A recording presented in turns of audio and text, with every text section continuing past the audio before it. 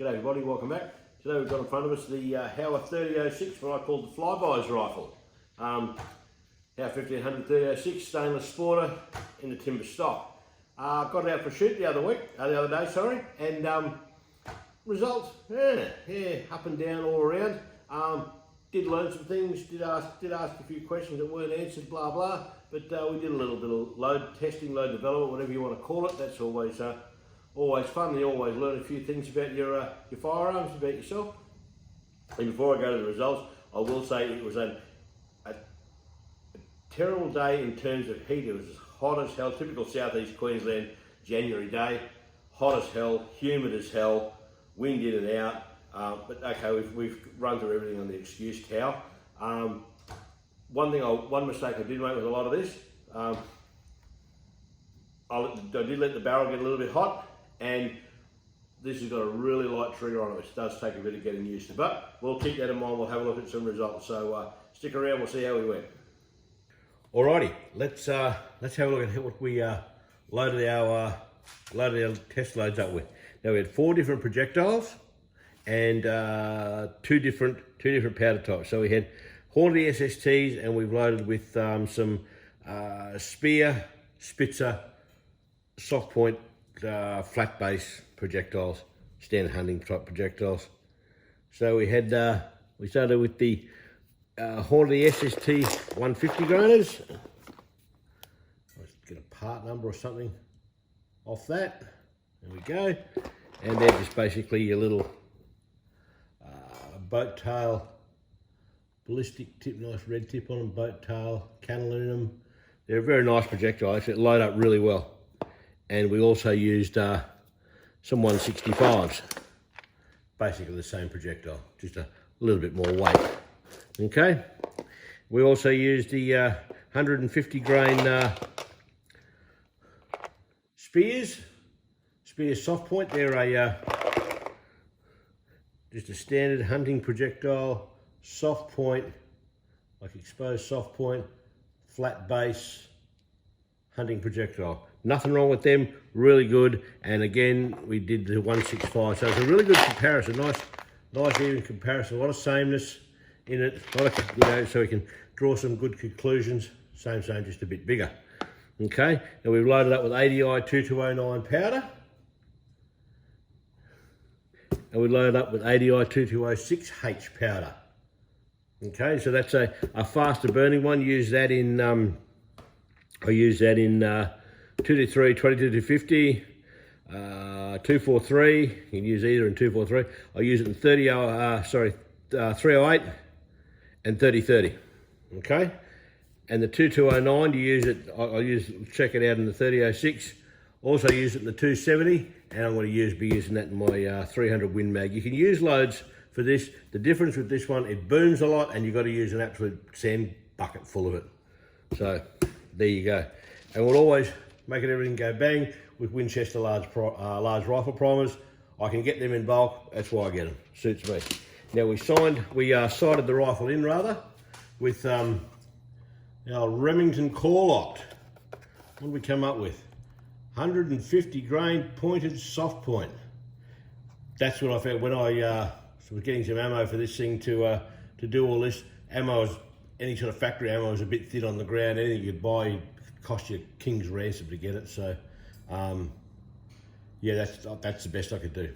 So there we go. Now my 2 reference books, as usual, are the ADI guide. It's the 10th edition, I think, from memory, and you can get most of that jazz online, and I cross-reference that with everybody's favourite, the old Nick Harvey Practical Reloading Manual. I've got the 11th edition. It's the one going to rounds now, and it's I'm loading standard calibers, so there's nothing really new in either of those. So let's have a look at some results. Right, before I go any further, as I always like to do when I do a video includes any reloading, I'm going to do my little disclaimer. Okay, poker, you can do it with gamble responsibly, so this is mine. What I do is safe for me. I find it safe for me and for my firearms. Okay, it's all my tooling. my recipes and that I get from the books that I've showed you. It works for me and me only. In no way do I endorse or guarantee any processes that I have showed you, and seek your own loading advice from other people and do your own testing. I cannot stress enough, what I do is suitable for me and my rifles. It may not be necessarily suitable for yours. Do not take anything I say with regard to reloading as gospel. Work things out, work up loads steadily from a minimum up to a maximum. Always check for pressure signs, as I always do. I always give that advice, and as I always say, if you want to blow your brains out, that's up to yourself. It's not on me. Thank you. Righto, let's have a look at some results. Now, the way I've set this up, I've done the 2209 powder first with the 4 different projectiles, and we're going to start with the horn of the SSTs, and then we'll follow it with the spear projectile, and then we'll do this basically in the same order with the 2206H. So try and make some sort of comparison. Right, first cab off the rank, 2209 powder, push 150 grain horn of the SSTs. First 3 shots straight out of the gate, directly after sighting in. Why this was a 4-shot group, you tell me why I had a 4th shot in there, I don't know. And it was up there, so that was a terrible trigger pull. Hand-loaded ammunition doesn't do that, then that. It doesn't happen. Okay, so we'll forget him. And at 0.49 of an inch, 490, I'll be happy enough to cash in at that. And you find sometimes with the 3006, I found your accuracy is not quite at maximum. Sometimes is not quite at your maximum load. Okay, so you might be a grain and a half off maximum to get your accuracy. So we'll bear that in mind as we go along. 58 and a half, because we're going to go in half grain increments. 1, 2, 3. That's 1.72. So what, inch and 3/4, you might as well say, and 3/4 of an inch for those two. So we don't worry about that one. And then we go your 59 grain, boom, boom, boom, 2 inches, like those. Sorry, those two there. Just under an inch, but that's not even to worry about. That's okay, that's a start. That's a start. So now we'll do the 165s. 57 grains. Boom, boom. Straight off the cuff there. Then it does that. Again, that'll be me. That'll be hot barrel, trying to go too quick and everything. So 1.6 and 1.66 or something as it fell. 0.33 for those. So not too bad to start. This thing's through nearly 4 inches. That one there's nearly 4 inches. Oh God, 1.5 inches for that. Yeah, throw that away. And this bottom one didn't come up too bad, 58 grains.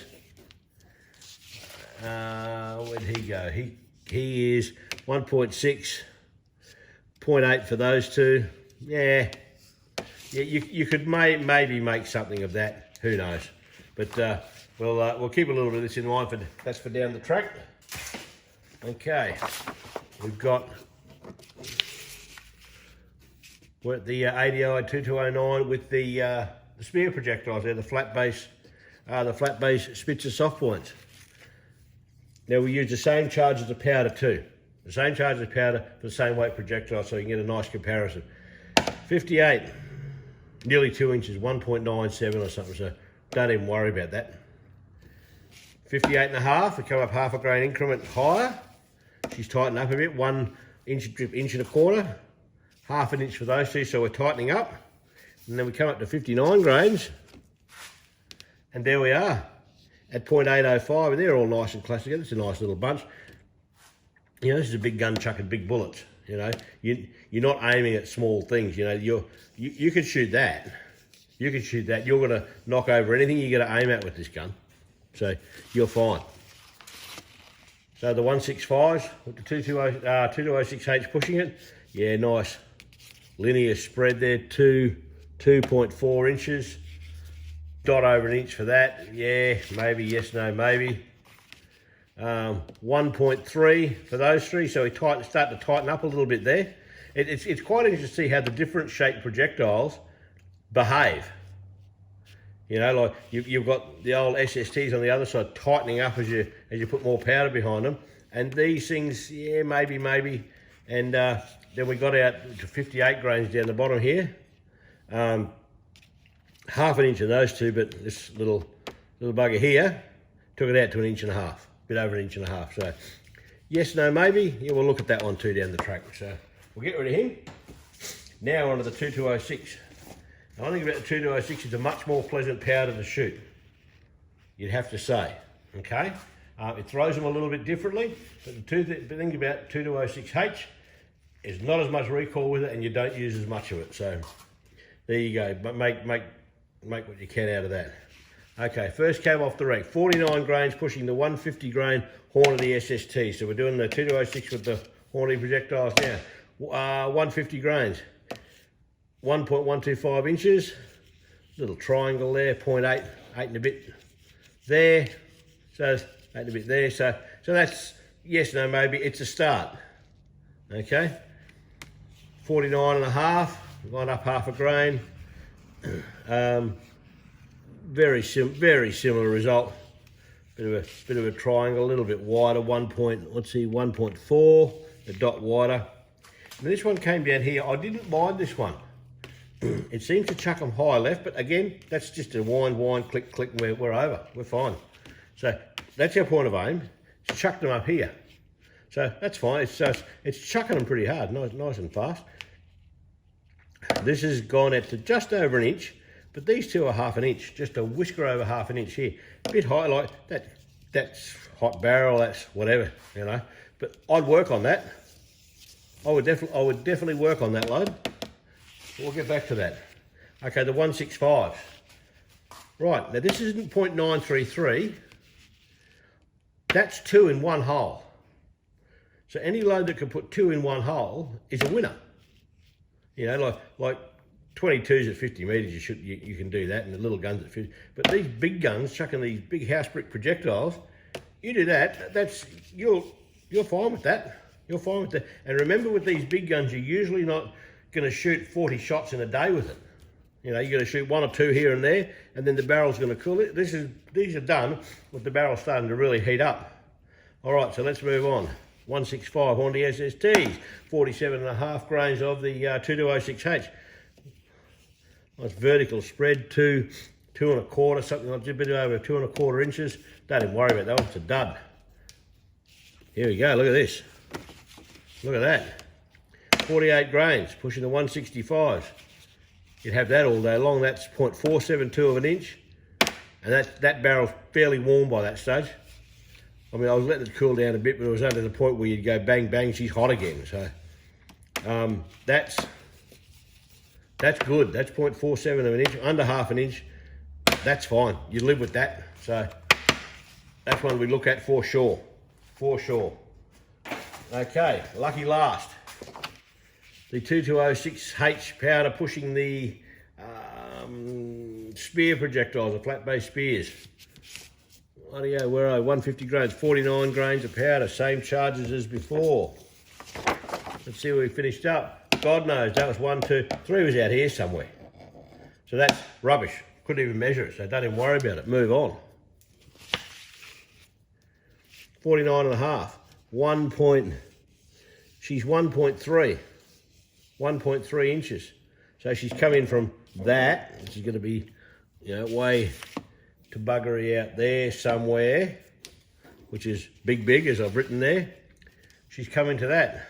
1.3, 0.7 for those two. So we're on our way down there, and it's just 50 grains of powder all over the shop, all but 3 inches. So bang, bang, bang.